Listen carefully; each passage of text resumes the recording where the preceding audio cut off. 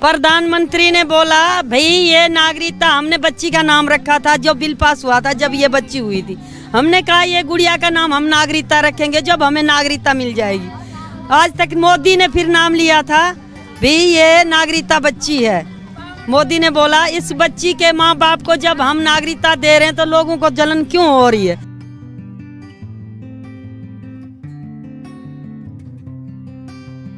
मैं अक्सर एक बात सोचा करता था, जो काम हम कर रहे हैं उसकी वजह से मैं अक्सर ये सोचता था, अगर देश के प्रधानमंत्री हमारे काम को देखते हुए हमें कभी बुलाएं तो मैं उनसे बड़े अदब से एक बात कहता, कृपया आप एक दफ़ा मेरा और मेरे काम का बस जन समूह के समक्ष नाम ले लीजिए। फिर मैं सोचता यही काफ़ी है, फिर तो किसी चीज़ की ज़रूरत ही नहीं रह जाती। जिसके काम का नाम देश के प्रधान सेवक अपने मुखारबिंद से ले ले, फिर उस काम को तो अंजाम मिलना ही है। आप सोच रहे होंगे मैं आप सभी से कहना क्या चाह रहा हूँ। कुछ याद दिलाना चाह रहा हूँ, आपको परिश्रम नहीं करना पड़ेगा।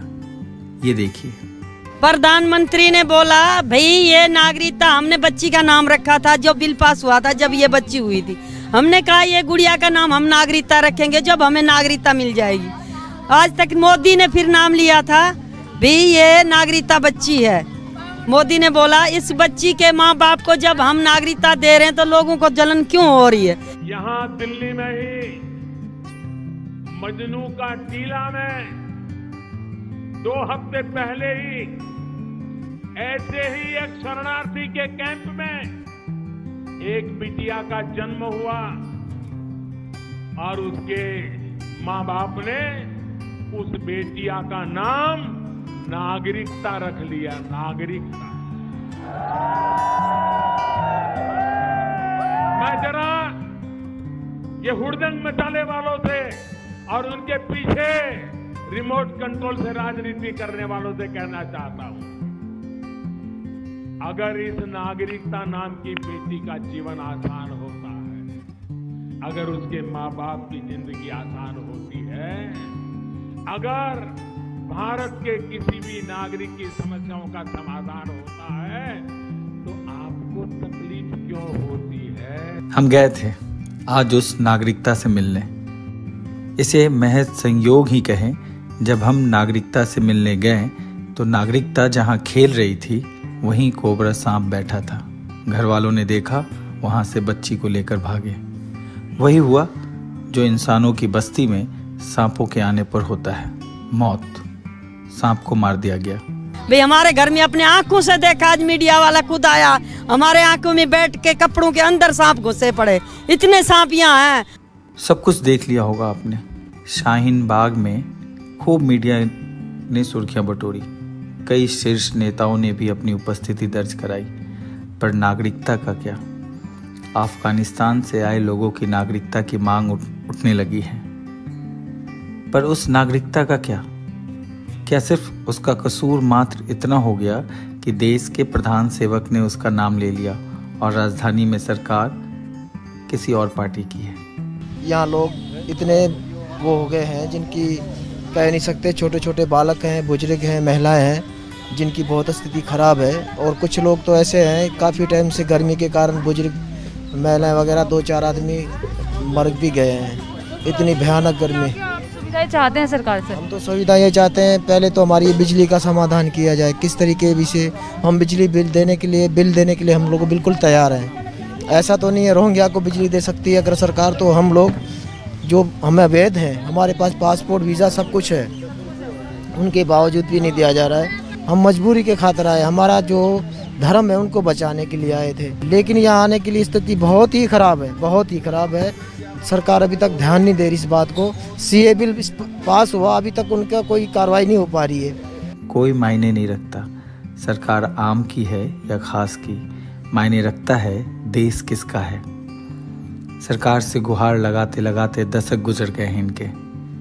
मुख्यमंत्री को हम यही कहना चाहते हैं, उनको देखना चाहिए कि हमारे हिंदू भाई जो है पाकिस्तान से अपनी इज्जत बचा के, अपना धर्म बचा के अपना बहु बेटियां बचा के जो भाग के भारत के अंदर शरण लिए हुए हैं, जो 3-4 कैंप है यहाँ पे है, उनको देखना चाहिए ना, उनको देखना चाहिए। भाई इंसान है, ये हैवान नहीं है, हिंदू है, हमारे भाई है।